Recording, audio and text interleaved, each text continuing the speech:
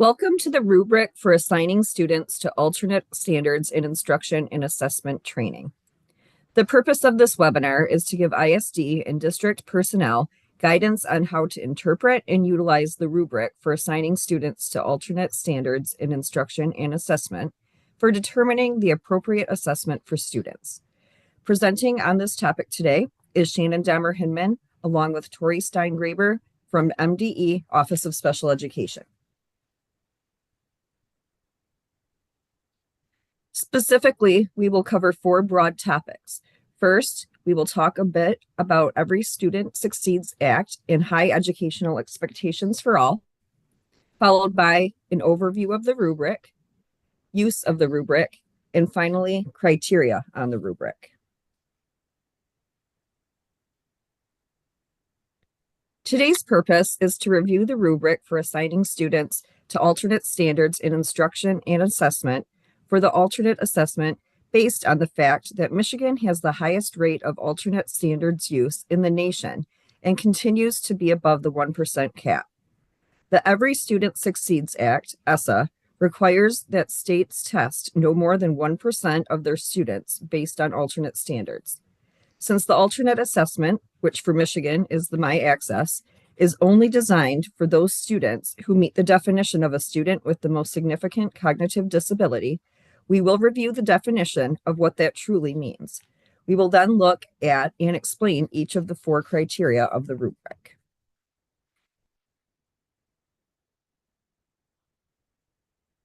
ESSA places a 1% cap on the amount of students participating in the alternate assessment.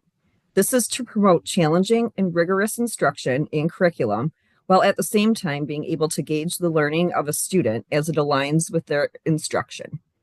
To the greatest extent, general grade level assessments and standards should be used with the great majority of students, and only those students meeting the definition of a student with the most significant cognitive disability qualify to participate in the alternate assessment. Alternate content expectations are sometimes referred to as essential elements and are designed for students with the most significant cognitive disabilities who are also unable to progress toward general grade level standards. The alternate standards are aligned with general grade level standards, however, are reduced in depth, breadth, and complexity. These standards are designed to be challenging for students with the most significant cognitive disability. Students whose instruction is aligned to the alternate standards rarely earn a general education diploma. The rubric for assigning students to alternate standards for instruction and assessment is designed to help individualized education program teams make data-informed and appropriate decisions around the use of alternate standards for instruction and assessment. It provides guidance on how to organize and better understand different types of information about student strengths, weaknesses, and level of support needs. It further provides guidance on what types of information are valid and criterion relevant. And also, the rubric was developed based on the four required criteria that must be met for a student to take the MyAccess, which will be reviewed later in the presentation.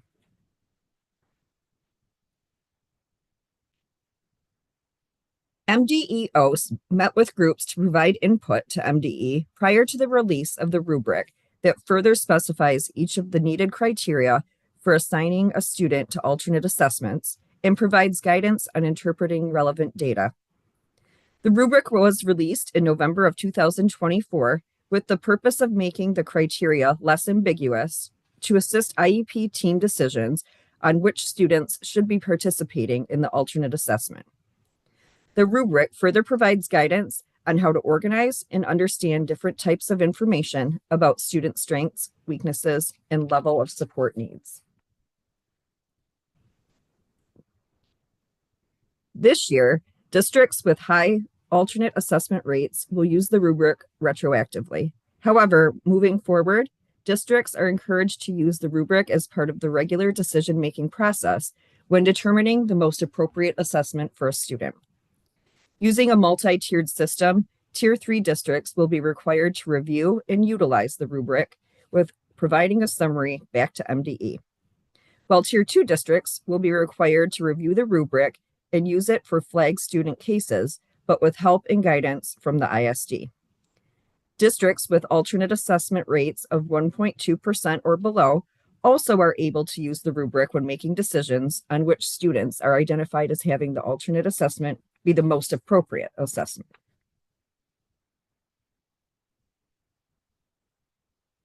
This slide indicates which tier a district will fall in based on their alternate assessment rates and the rubric requirements. Tier 3 districts have an alternate assessment rate of greater than 2.5% and are required to review and incorporate the use of the updated rubric and use the rubric with flagged student cases that will be monitored by MDE. Tier 2 districts have alternate assessment rates of 1.3% to 2.4%. Tier 2 districts will also be required to review and use the rubric for flagged students with guidance and monitoring from the ISD as needed. All other districts have an alternate assessment rate less than 1.2% and fall into our Tier 1. They also may use the rubric. The 4 criteria identified in the rubric are based on guidance from the American Association on Intellectual and Developmental Disabilities, the American Psychiatric Association's Diagnostic and Statistical Manual, 5th edition, and high leverage practices most commonly used by state educational agencies. My Access is designed for students with the most significant cognitive disabilities who primarily receive instruction based on alternate achievement standards.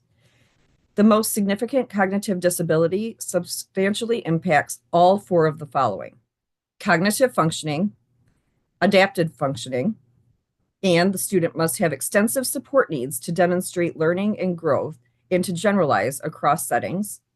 And the student must receive a majority of instruction in subjects based on Michigan's alternate content expectations. The first criterion of the rubric is that the student must have a substantial impairment in cognitive functioning, which refers to a person's ability to think, reason, and process information, which includes recalling the information, reorganizing it, and making plans or drawing conclusions from that information. An individual meets the threshold for clinically significant cognitive limitations when standardized scores are 70 or less, and the most significant 1% levels of cognitive limitations involve standardized scores of 62 or less. The program in which a student is placed, such as a cognitive impairment program, may not be used to presume the student's cognitive abilities. The standard score numbers on the rubric, with consideration of standard errors, should be the primary basis for ratings cognitive abilities when making a determination for a student to participate in the alternate assessment. To the greatest extent possible, valid standardized cognitive scores should be used in making these ratings.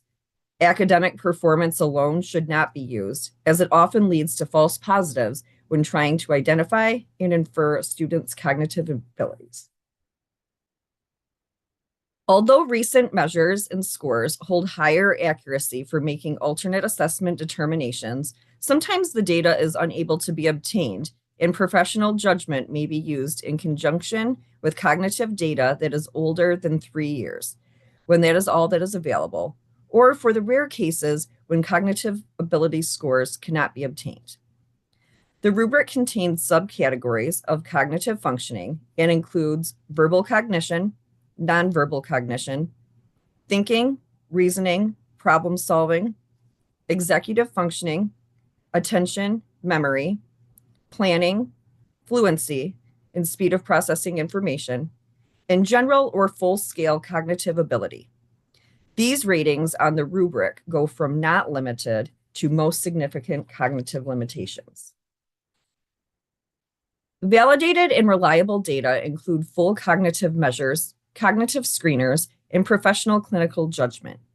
Each of these can provide accurate and criterion-relevant data on cognitive ability.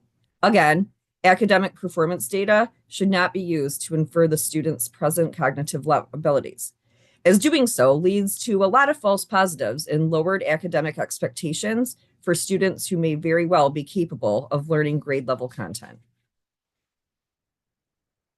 Some examples of commonly used high-quality formal measures include the Woodcock-Johnson, Wechsler Intelligence Scale for Children, Kaufman Assessment Battery for Children, and the Reynolds Intellectual Assessment. Examples of commonly used high-quality nonverbal cognitive measures include Comprehensive Test of Nonverbal Intelligence, Test of Nonverbal Intelligence, and Universal Nonverbal Intelligence. Additionally, valid short screeners for cognitive abilities are especially useful when more than 3 years has passed since a full cognitive battery was used. One example of a high-quality and commonly used cognitive screener is the Cognitive Abilities Test.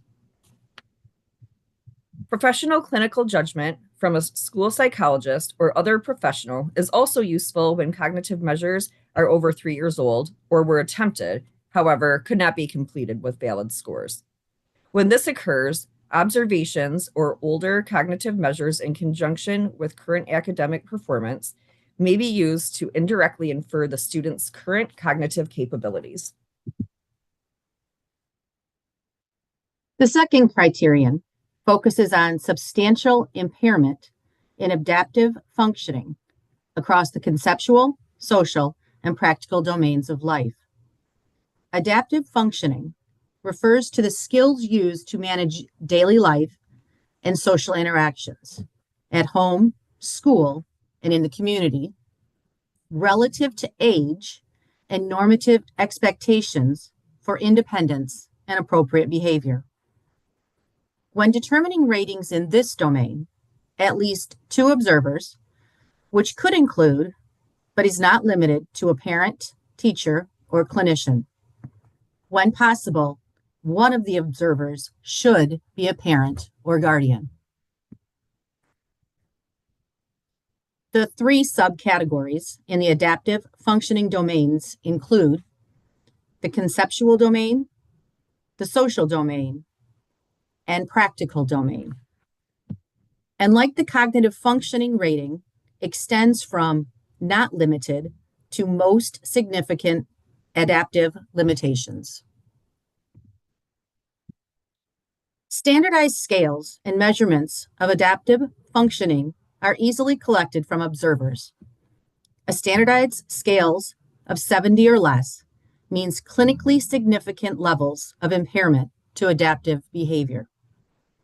And a standardized scales of 62 or less represents the most significant level of adaptive impairment. Here are some examples of the most commonly used scales, and their information is often incorporated into the IEP, the initial evaluation, or the reevals. This information should be in the PLAF, as it is the foundation upon which all other decisions in the IEP will be made. The third criterion on the rubric is extensive support needs. They demonstrate whether the student requires extensive support to achieve measurable gains in the grade and age-appropriate curriculum. The subcategories represented in this criterion are instructional/curriculum supports, accommodations/modifications for gauging learning, and assistive technology. Teams utilizing the rubric will rate the student's support needs from none to extensive. After reviewing all available data, if the IEP team is struggling to decide between 2 columns, presume competence and select the column to the left, which indicates a lesser extent of need. The fourth and final criterion focuses on primary standards for instruction and educational goals, rooted in alternative achievement standards. In this section, raters will choose the description that best describes the student's curriculum, instruction, and academic standards. IEP goals, instructional content, and curriculum may all be informative when making this rating. As with criterion 3, if the team is struggling to decide between two columns, presume higher standards and expectations and select the column to the left. The elements to consider in this area include the student's curriculum and instruction, short-term and annual IEP goals, interim and summative academic standards, and these should be looked at across the 4 core subjects for which summative assessments cover. Those include math, ELA, science, and social studies. These will be rated on a scale from primarily general education content to primarily alternate education content. There may be times when there is disagreement among the members of an IEP team, such as between the special education administrators and the parents, regarding which assessment the student should participate in. When this occurs, the disagreement should be noted in the consideration section of the IEP. While there is no set score on the rubric for determining which assessment a student should take, IEP teams should utilize the rubric to help guide them through the process. For questions or information, call the OS Information Desk at 888-320-8384. That is available Monday through Friday, 9 a.m. to 4 p.m.